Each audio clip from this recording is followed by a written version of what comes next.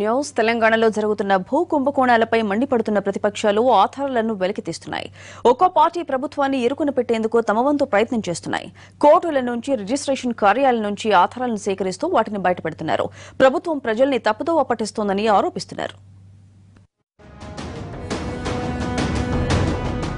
Supreme court విచారణలో ఉన్న భూములపై తెలంగాణ ప్రభుత్వ కనుసన్నల్లో అక్రమాలు జరుగుతున్నాయని మండిపడ్డారు బీజేపీ నేతలు.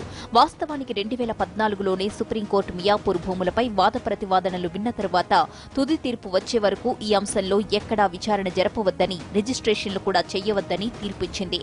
అయినా తెలంగాణ సర్కారు మాత్రం భూములను పరిరక్షించడంలో పూర్తిగా విఫలమైందని ఆరోపించారు కమలనాథులు. మియాపూర్ భూములతో పాటు రంగారెడ్డి జిల్లాలో జాగీరు భూములను అప్పట్లోనే నోటిఫై చేసినా అక్కడ జరుగుతున్న అవకతవకలపై ఎందుకు స్పందించలేదని మండిపడుతున్నారు బీజేపీ నేతలు. పైగా సీఎం పేషీలోకి గోల్డ్ స్టోన్ ప్రసాద్ మరదల్ని తీసుకొచ్చి భూముల కాగితాలు ఇష్టారాజ్యంగా మార్చి దందాకు తెరలేపారని ఆరోపిస్తున్నారు.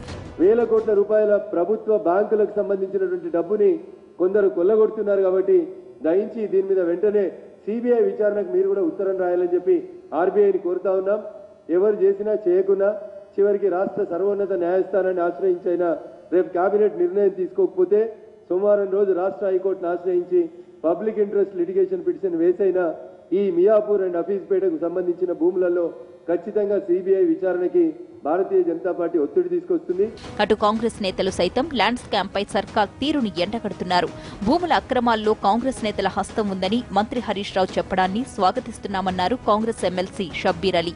అక్రమాల్లో ఏ పార్టీ నాయకులున్నా వారి పేర్లు బయటపెట్టాలని సవాల్ విసిరారు.